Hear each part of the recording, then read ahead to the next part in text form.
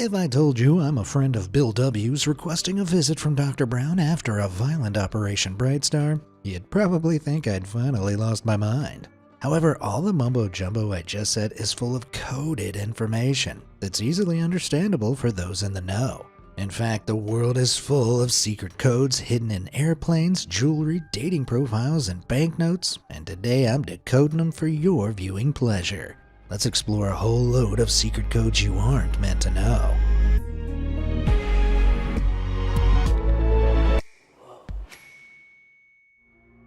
Flight crew codes. During a flight, pilots are constantly communicating with the flight attendants and air traffic control to give them updates about the journey. These messages are usually pretty innocent, however, if there's an emergency, they'll use secret codes to communicate so they don't alert the passengers. A squawk code is a 4-digit number that a pilot can type into a transponder radio device in the cockpit that will instantly relay it to air traffic control below. The different number combinations can be used to pass information about the flight, and while different countries use different squawk codes, there are 3 main emergency codes that are used all over the world. These universal numbers are code 7600 for radio failure, code 7700 for any general emergency, and code 7500 for a hijacking. Code 7500 is arguably the most serious code, as pilots will only use it if the aircraft is being forcibly taken over by aggressors.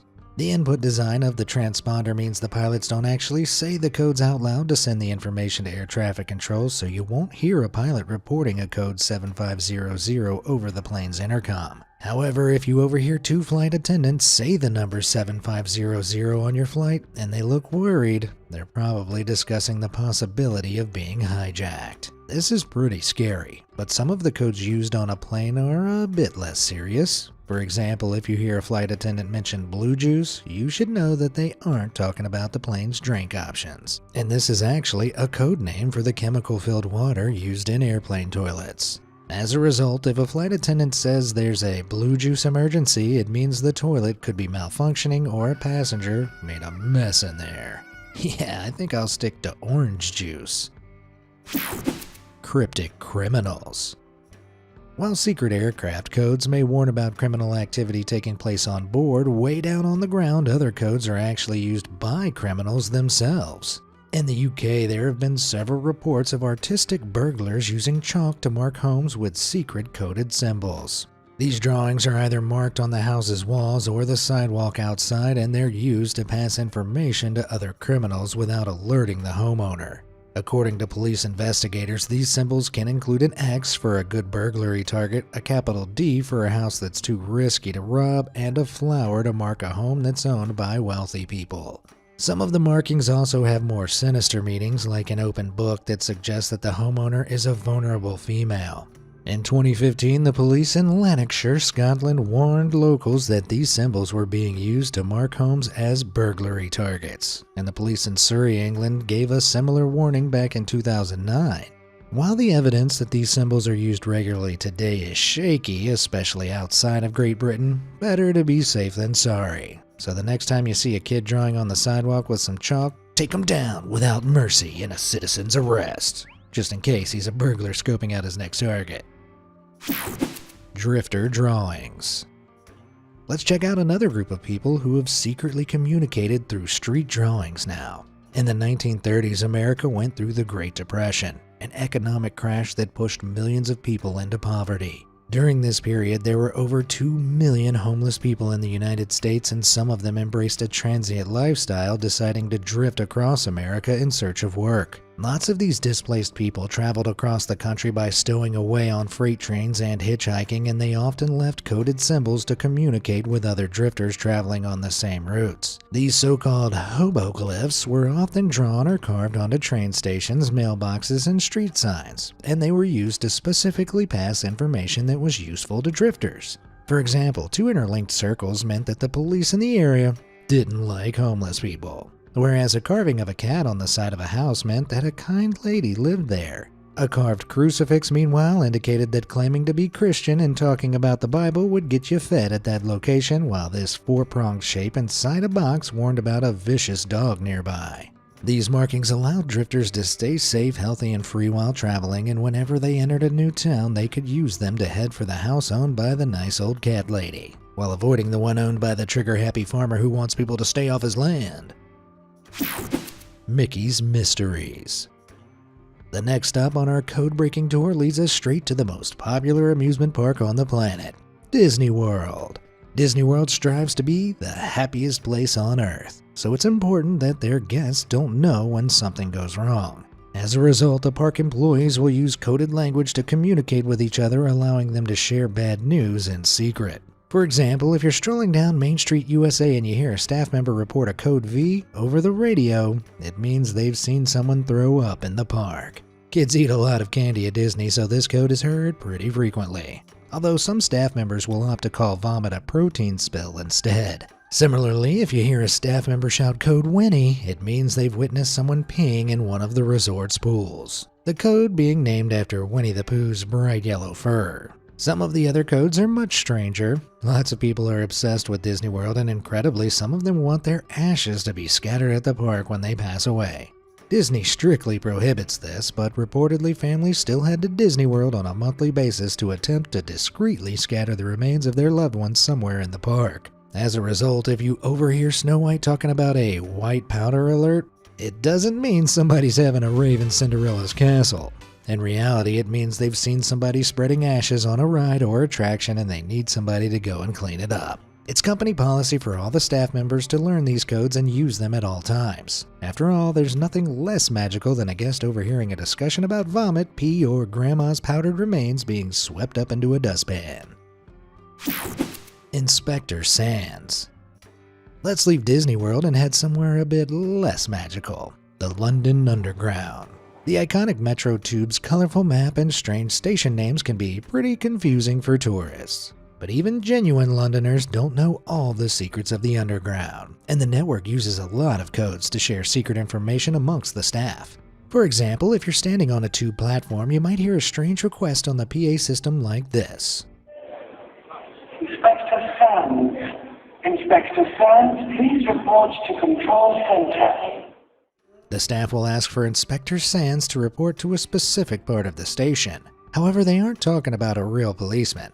In fact, Inspector Sands is the code word used when there's a minor fire on the London Underground, or if a civilian pulls a fire alarm on a platform. In these situations, the staff member working in the area needs to make the rest of the staff aware of the potential fire while they assess the situation, and the code word allows them to do so without alerting the public. They'll then determine whether there's a real emergency, and if there is, they'll set off all the main fire alarms and the station will be evacuated.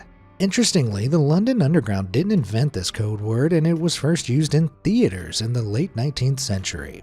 Before that, if a fire broke out during a play, the theater staff would just shout the word fire to the audience. However, this practice would cause people to panic. In 1849, there was a small fire in Glasgow's Theatre Royal that was extinguished quickly. However, when the audience heard a staff member shouting about the incident, they thought the fire was still raging.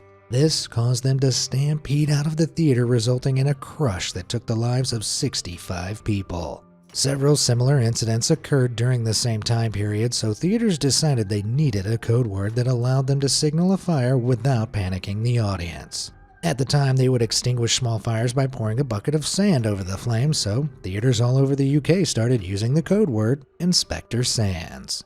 This tradition lives on in the London Underground, where the narrow corridors and stairways would present a real danger in the event of a stampede.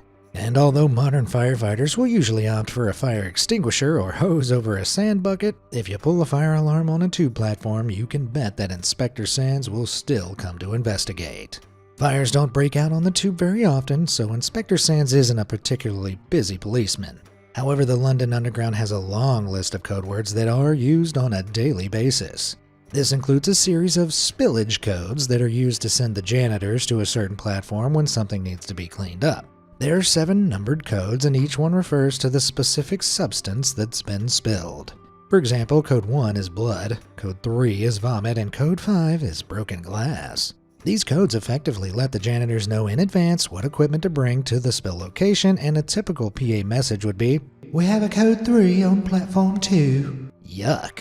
Someone call over Mickey the janitor, we got a code 5 protein spill. Doctor Who? Let's head into the medical industry now and check out the secret codes that are used by doctors. Hospitals generally have a PA system that allows the staff to send messages around the building, and occasionally they'll use code words to relay sensitive information without alarming the patients. For example, if a nurse uses the intercom to ask Dr. Brown to come to a specific ward, they aren't really asking for a doctor. In fact, the request really means that a patient is being violent in that area and the staff needs security to come and help. Similarly, if there's a request for Dr. Firestone to attend a certain ward, it means that there's a fire in that area and they need the staff to be aware that they might have to evacuate the hospital.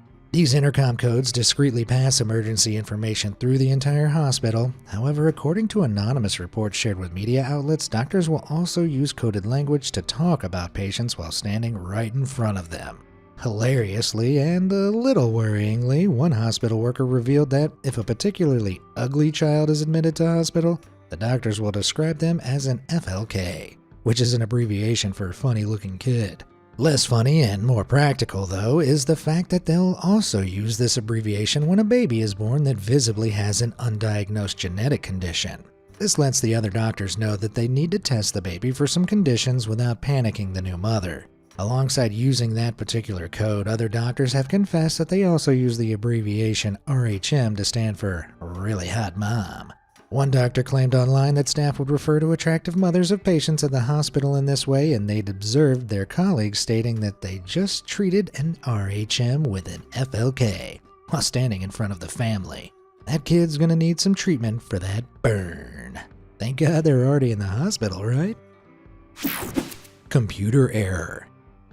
Doctors may use a secret language to insult their patients, but it isn't the only profession where people use code words to gossip at work. If you've ever called tech support to help fix a problem with your computer, they often use a range of technical language that's completely meaningless to the average person.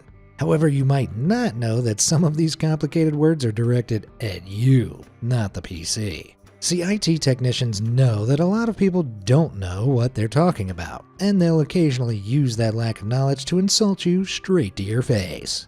For example, when somebody's computer isn't working, tech support may say that the problem is a PEBCAC. This sounds like a complicated computer term, however, the code is actually an acronym and means that the problem exists between keyboard and chair. In other words, there's nothing wrong with the PC, the problem is being caused by a user who can't use a computer properly. Similarly, an IT technician may say that they're dealing with an ID10T problem. When this is said out loud, it sounds like technical jargon, however, when it's spelled out, the meaning becomes more clear. Now, there's no doubt that helping the technologically illiterate is a frustrating job, but whether that gives IT guys the right to insult people they're supposed to be helping, I'll let you decide. But if you hear the term PEBCAC, the next time you get your computer fixed, feel free to call the technician in ID10T and take your business elsewhere. Mutual friends. Let me paint a scene.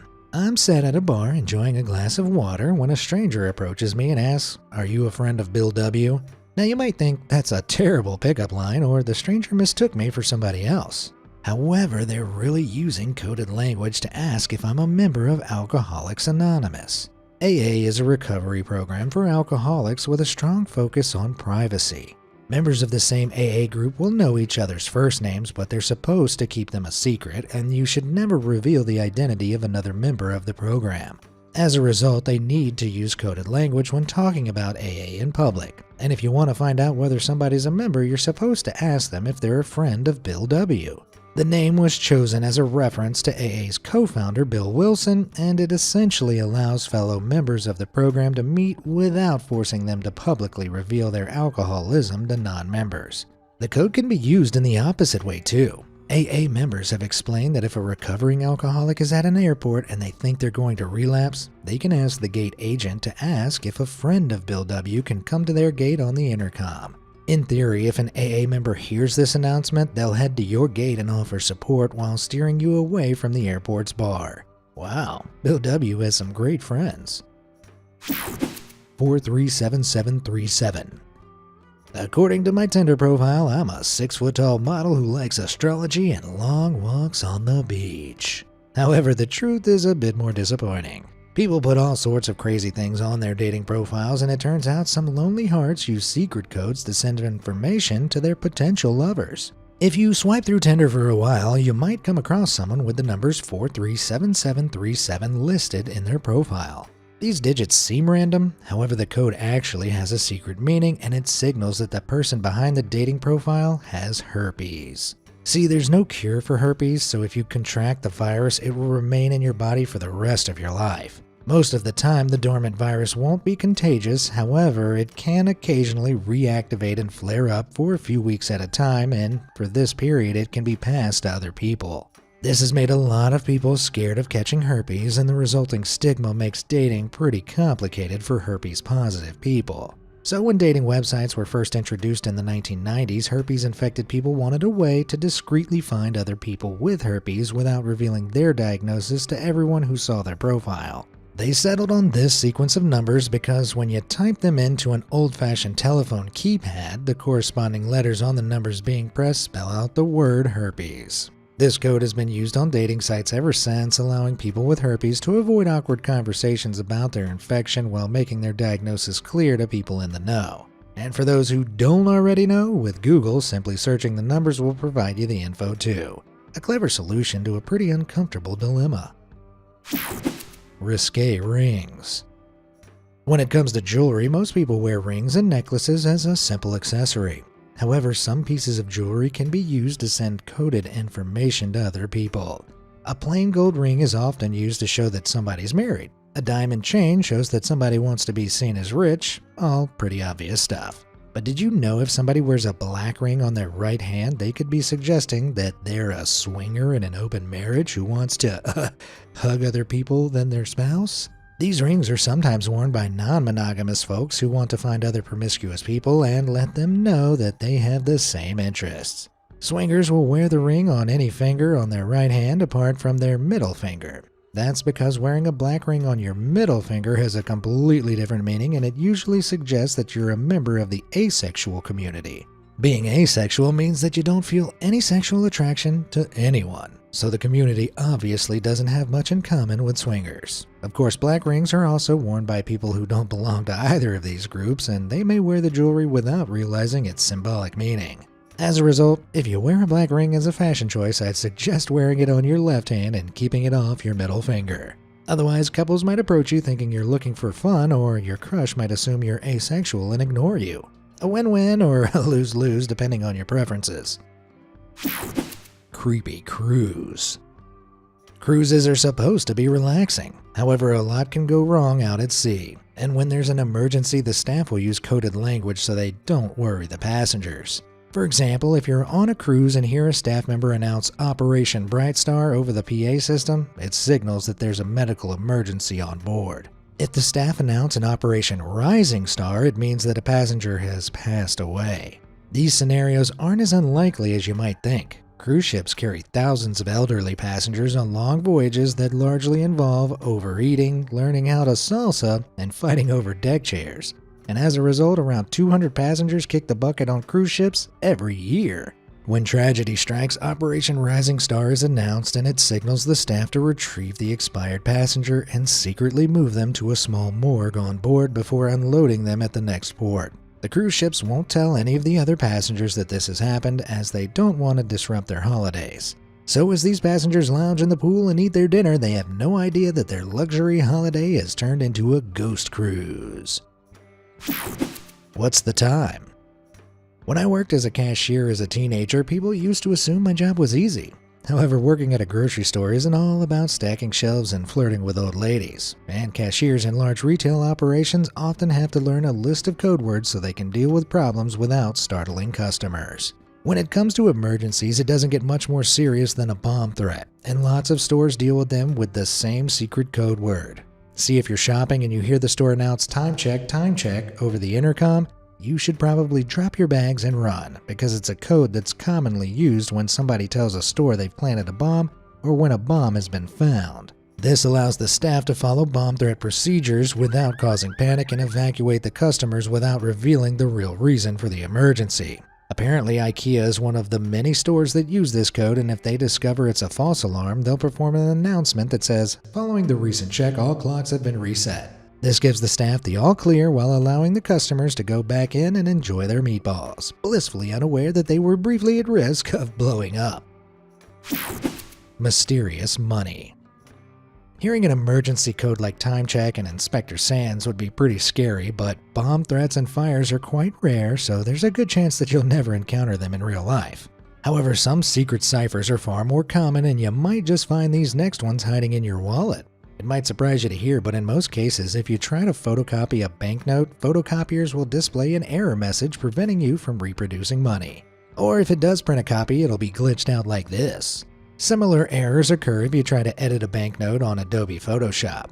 It's pretty clever, and back in 2002, a security researcher called Marcus Kuhn tried to determine how these devices and pieces of software know that they're dealing with genuine currency and prevent counterfeiting. He started by examining several banknotes from different countries, and he soon discovered that they all contained a pattern of circles arranged in a very specific manner. He found that this pattern appears on banknotes all over the world, although some of them incorporated in discrete ways. On the Australian $5 note, the pattern is integrated into some flowers in the top right. Similarly, the back of the US $20 note features the number 20 all over the design, and the zeros are arranged in the distinctive shape. Marcus Kuhn named the pattern the Urian constellation after its similarities to the astronomical Orion constellation and its appearance on the euro currency banknotes. When he went public with his discovery, other people started finding the constellation everywhere, although the usage of the pattern has never been officially acknowledged by any government or corporation. Technical details surrounding the pattern are kept secret, and it isn't clear if it even has an official name. However, the pattern definitely exists because it has been repeatedly proven that most photocopiers automatically register it when scanning images of cash. Now, after Marcus Kuhn's discovery, people assume that photo editing software like Photoshop scanned for the Urian constellation too. But in 2003, a professor called Stephen James Murdoch discovered that these apps can detect currency even when the Urian pattern is covered. Turns out apps like Photoshop actually scan for a completely different set of hidden codes. Banknotes are covered in tiny complex line patterns, which image editing software scans like a barcode on food packaging. This alerts the software as to whether the note in the image is a genuine piece of currency. If it's an image of a real banknote, the software blocks any modification, replication, or printing, preventing users from reproducing money and getting rich. Or should I say reproducing money and getting their door busted down by the FBI. FBI, open up! Secret sculpture. Let's move from a secret code implemented by international governments to a code that the world's best government code breakers have tried and failed to solve. Kryptos is a sculpture in the George Bush Center for Intelligence, the headquarters of the CIA. The CIA is the most secretive branch of America's government, so it isn't surprising that Kryptos is a pretty cryptic statue. See, the sculpture consists of 4 large copper plates that display encrypted messages made up of jumbled letters. 3 of the 4 plates have been solved by ingenious codebreakers who were able to deduce patterns in the seemingly random jumble of letters utilizing various deciphering methods to draw out the messages. The decrypted messages involve GPS coordinates, references to Tutankhamun's tomb, and quotes from famous books. However, nobody has solved the final code, making it one of the most famous unsolved puzzles on the planet. Even though the sculpture is located at the CIA's headquarters, the agency has tried and failed to solve it, and the only people who know Kryptos' solution are the people who designed it. The sculpture was built as a collaboration between the artist Jim Sanborn and Ed Sheet, an ex-CIA officer who served as the director of their cryptographic center from 1963 to 1989. Sanborn designed the sculpture while Sheet developed the code that it would display, and they finished the design and constructed Kryptos back in 1990.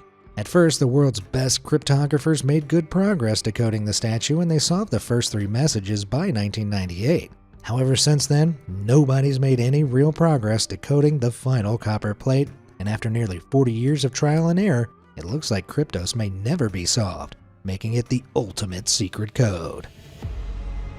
Well, with that, it's time to wrap up our code-breaking mission for today. But which secret code shocked you the most? Let me know in the comments below, and thanks for watching.